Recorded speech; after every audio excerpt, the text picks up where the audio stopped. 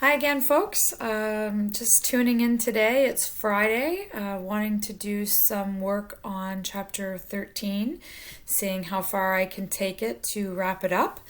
We left off last day talking about advertising, reach and frequency, and the different types of messaging and how they need to be integrated in order to have an effective, consistent campaign.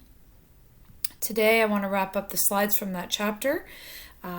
Talking about some of the marketing media types, most of which will not be new. Obviously, you know about advertising on television, online, social media. Media sites are different than social media sites. So a media site might be a blog or a newspaper, or some type of actual Fox News, CNN media site. Other online areas could be advertising on a search engine site, or advertising on somebody else's blog, or advertising on a Pinterest site, something like that. So there's sort of pay-per-click advertising, where you, just like you used to pay for an ad in the newspaper or an ad on the radio, now we can pay for ads to be online on the different mediums. So it would depend on the audience after what kind of media you would choose. But if you're a young demographic, right now Snapchat and Instagram is everything. If it's an older demographic, they may still use traditional television or magazine, radio, newspaper. Middle age tends to be on Facebook and reads online newspapers as opposed to print. So considerations like that. Direct mail is still very popular. I showed you some pieces last week. I tend to still get quite a bit of direct mail. And I talked about samples that when companies are trying to get into a new category or compete, this is a new skincare category called Riversol, and it's a 15-day sample kit. So this serves two purposes. It gets the brand out there. It is an opportunity to try the brand because they're hoping I'll convert and become a buyer. But it's also an opportunity to inform me about the brand. So along with it comes instructions on how to use it, what the benefits are, and I also got an email further explaining how to use it. So multiple reasons. This is beyond just an ad. This has information and persuasion purposes and conversion purposes as well. And that was sent direct mail. And we talked about all of these, as well as outdoor areas such as big billboards, poster, signage, traditional print, that kind of thing. They all have pros and cons. They all have advantages and limitations. Some are more costly, some are less expensive. Some have greater reach, some have minimal reach. Some have reach and we don't even know how to track ROI. We don't know necessarily how many people see a poster or a billboard. We might know how much traffic a certain street gets. We might know that Times Square is, a huge area for broad reach and broad traffic. But there's never a tangible link to know for sure what worked and what didn't. So sometimes it's good to have a variety across different channels and different types depending on what you can afford. But the most important thing is to know, where's my audience? That's where I need to be. So traditional advertising, I'm going to skip through some of this.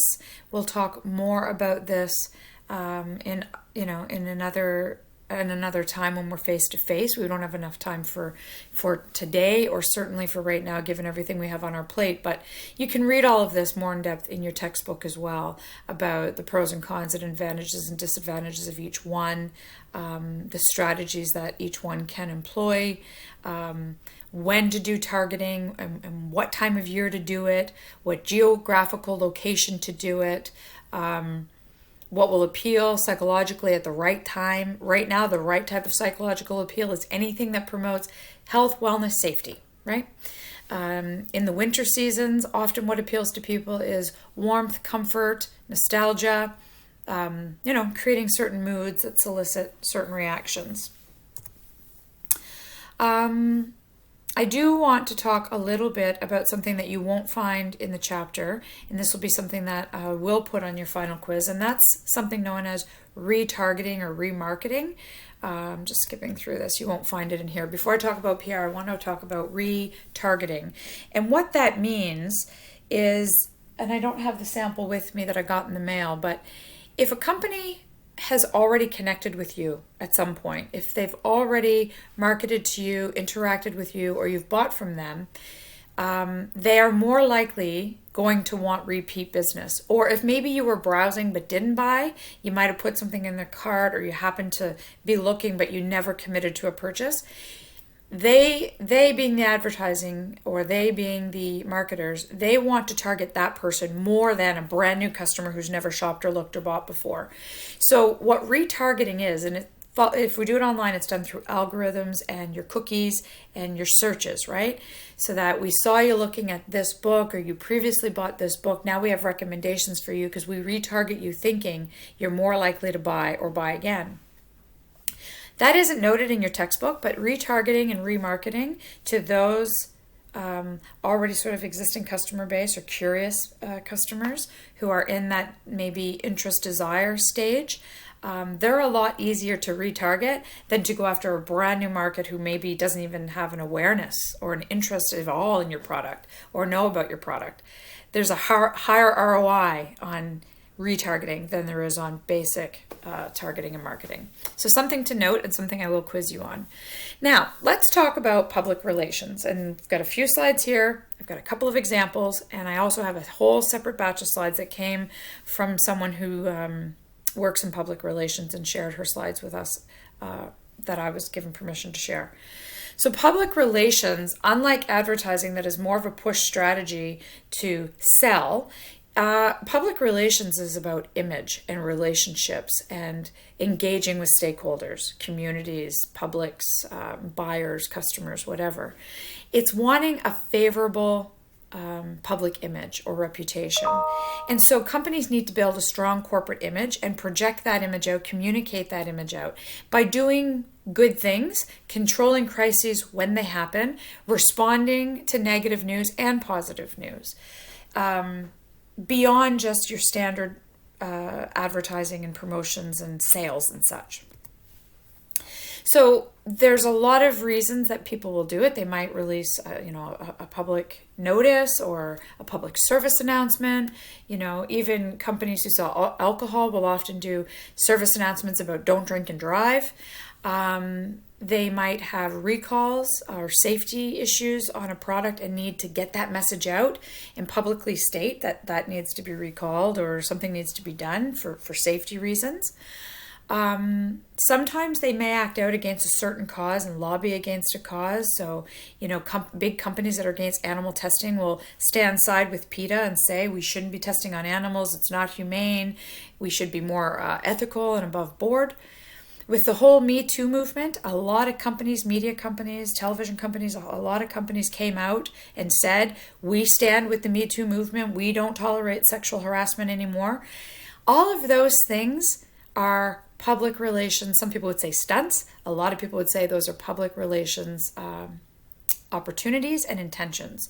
When CIBC does Run for the Cure, that is a public relations play versus they advertise about new bank accounts and cheap interest rates, which is an advertising play. So there's a lot of different reasons for public relations and approaches to how it's done.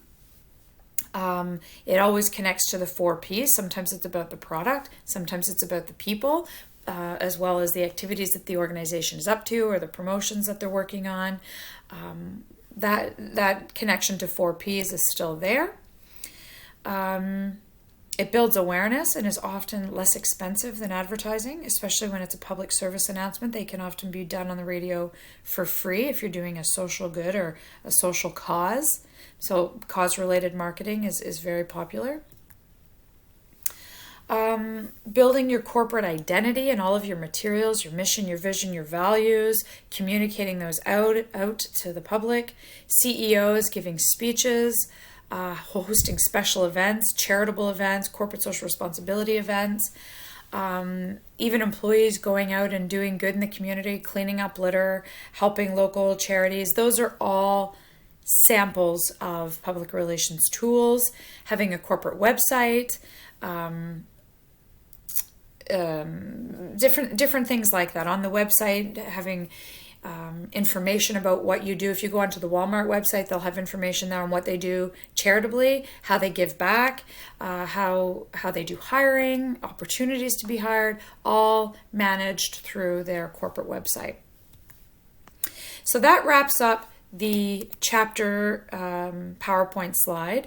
I also had an additional PowerPoint slide that I had posted that talks more in depth about public relations, how it's beneficial for an organization, and why they should be doing a mix of PR and marketing. I included some of the types, which are also I already spoke of. Just wanted to see if there's anything there I wanted to touch on, just to make sure that I didn't leave anything out. Dealing with specific issues when they come up, known as issues management. That's about wanting to have, I hope, a proactive approach and not just a reactive approach. Companies shouldn't be out in front of cameras. CEOs shouldn't be out in front of cameras only when there's a crisis. You know, when Maple Leaf had the Listeria outbreak, or Tylenol had recalls on medicines, or cars have recalls on safety issues. I think if Toyota had a huge recall, GM once had a recall where vehicles were shutting off in the middle of driving. So it shouldn't just be when there's a crisis or an issue. It should also be in a positive aspect, promoting themselves, talking about how the good work they do and how they're giving back to communities, having people represent them and be influencers and brand ambassadors who speak well about the company, all creating a positive corporate image. Wanting to promote professionalism, wanting to talk about the type of work they do, remaining credentialed. Sometimes it's storytelling about their codes of ethics and the standards that they adhere to. All those kinds of ideas. So I hope that gives you an overall idea about the difference between advertising and public relations and why you have to do a wee bit of both. One little piece to wrap up is with the RACE formula. You need, if you're in public relations or if you ever decide to go into this field as a specialty, you need to make sure that you always have the most current research and data. You also need to make sure that you're analyzing that data all the time, looking for opportunities, and making sure that whatever messages you create are factual and based on current research. They're accurate, credible messages. When you communicate those out, and then you see how the communication's going and you evaluate, is it successful? Is it working? How is it going for us? So I think I'll leave that there, and then I'll just include the last few examples that I had right here. So a couple of examples. ALS, I'm sure you all remember when they did the Ice Bucket Challenge. It was a huge viral online video challenge where everyone was getting ice and dumping it on their heads to raise awareness about ALS and Lou Gehrig's disease. It ended up raising millions of dollars and created a lot of buzz, and people knew about ALS after that. So that is a campaign success that was really rooted in public relations principles. Last but not least, there's a bunch of them on this website, but I wanted to talk about Guinness. Guinness did a series of ads about a new product that they called Guinness Clear. It was actually, they touted it as a refreshing, transparent beverage, but it was actually just water. So it had a little bit of appeal and comedy to it. But here's why they did it. They weren't selling Guinness water. They were actually doing a PR campaign about the reason, binge drinking, and making sure people understood, young people particularly, about the hazards of binge drinking, the concerns when you're young about drinking. And so they did that as a public conversation and to encourage healthier habits. So those are a couple of examples of public relations intentions that feel a little bit advertisement-like, but they aren't. Nothing was being sold with the ALS Challenge, and nothing was being sold, certainly not Guinness water. So that wraps up Chapter 13. Next week, I'll move on to Chapter 14.